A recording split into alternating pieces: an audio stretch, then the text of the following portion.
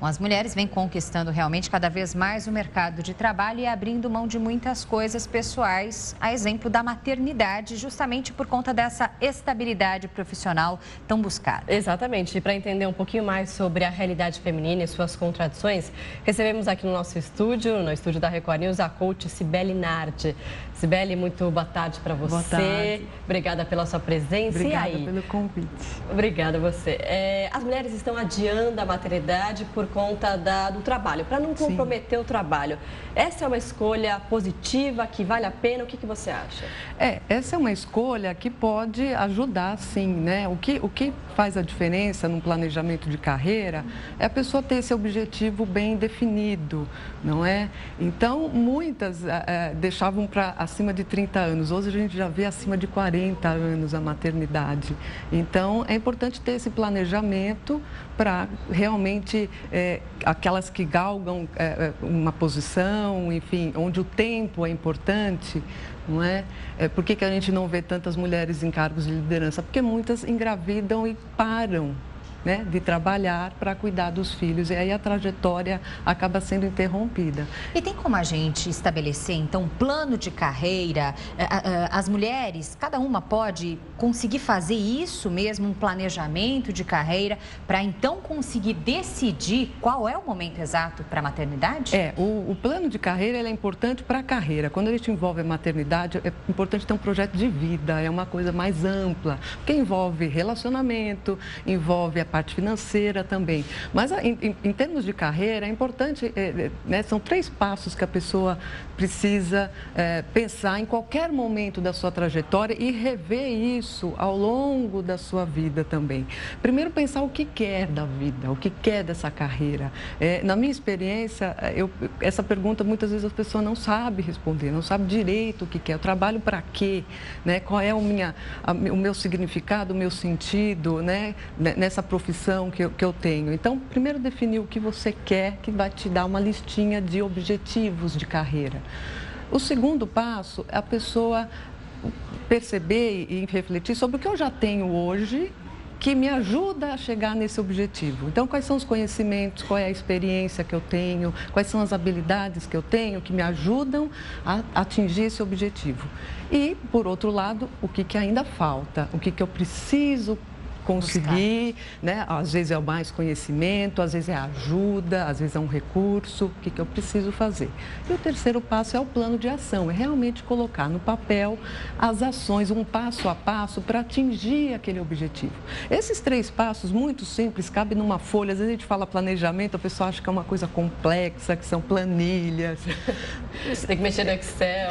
E não tem tanta necessidade assim. O que é importante e é o mais difícil é a reflexão, é a pessoa parar um tempo do seu dia para pensar nessas, né, responder essas 3 questões: o que eu quero, o que eu já tenho, o que falta e quais são as ações, né? Colocar isso no papel e rever sempre, porque aos 20 anos essas respostas são aos 30, outra, aos 40. Então, a gente sempre vai mudando isso ao longo do tempo. Então, não é também estático, né? O que eu escrevi ali eu tenho que cumprir. Não, vai adaptando, né? E às vezes acontecem coisas surpresas também. Não é que o que a gente coloca no papel que vai acontecer de fato. Não é? Aquilo é um guia e é algo para reflexão, para me ajudar a tomar a decisão. Porque às vezes surge uma oportunidade, isso vai me aproximar ou vai me afastar daquele objetivo que eu já tracei. Não ajuda. Agora, muitas mulheres esperam para ter filhos mais tarde, investir na carreira, e aí elas chegam num certo nível e falam: bom, agora é a hora. Mas a maternidade é muito complicada, vira a nossa vida de ponta cabeça. Às vezes, no momento que você está no auge, não é até pior do que se você crescer junto ali com a criança nesse decorrer da carreira? A gente tem histórias, né, que a gente conhece, amigas e na família, dos 2 casos. Então, tem pessoas que logo cedo já resolvem ter filhos, assim já vai crescendo tudo, já vai tocando a carreira junto.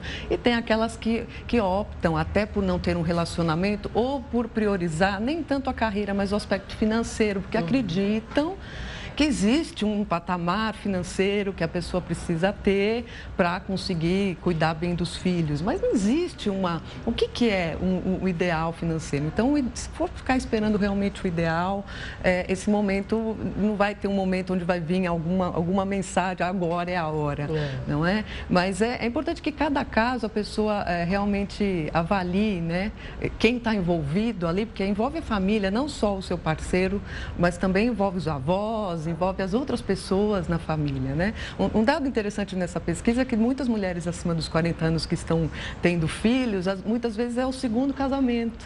Então, elas já tiveram uma relação, se separaram e aí encontram um novo parceiro e resolvem ter filhos também. Então, os arranjos, eles estão bastante diversificados, os arranjos familiares e dos lares, né?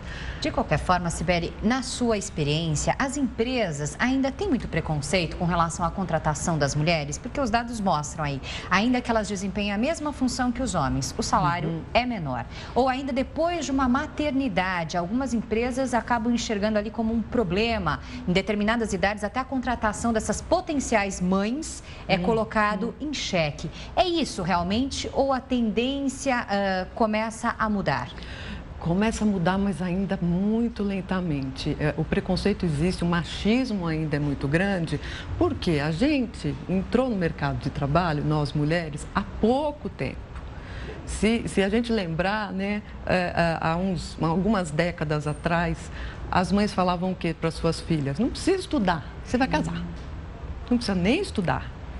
Depois as mulheres começaram a entrar aos poucos no mercado de trabalho. Aí as mães falavam o quê? Está trabalhando, ou a sociedade, essa pressão social, casou, para de trabalhar.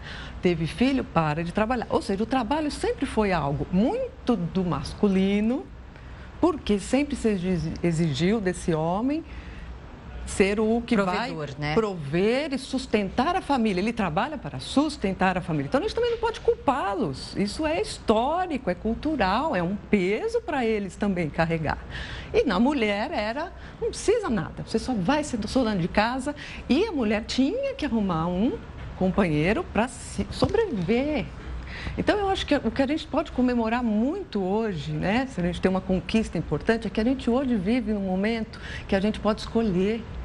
Então, se eu quero ser filho, eu tenho. Se eu não quero, eu não tenho. E tudo bem. Se eu quero ser dona de casa, ok. Mas também, se eu não quiser, se eu quiser viver de uma outra forma, com os meus pais, ou até, né, eles estão lá velhinhos, eu quero cuidar deles, tudo bem. Então, eu acho que a gente vive um momento onde a gente pode escolher, reflete muito esse acesso, né, essa presença das mulheres no mercado de trabalho, que provoca transformações também na sociedade, né? Mas as empresas ainda olham muito, né, tem muito no discurso. Pessoas é nosso ativo mais importante. Na prática. E na prática, a planilha lá, né, a parte financeira, os custos acabam falando mais alto. Mas a gente precisa, no dia a dia, batalhar para diminuir essa desigualdade. Tá ótimo, Sibeli, muito obrigada pela sua contribuição, que o mundo realmente consiga enxergar cada vez mais, né, a participação e valorizar ainda mais a participação feminina, a participação das mulheres. Obrigada. E que as mulheres recebam os mesmos salários para os mesmos cargos e também trabalhem a mesma quantidade de horas que os homens, né? É uma batalha do dia a dia, acho que depende de cada uma de nós aí. Com certeza, e feliz Dia das Mulheres para você. Vocês também, obrigada. Até a próxima. Até.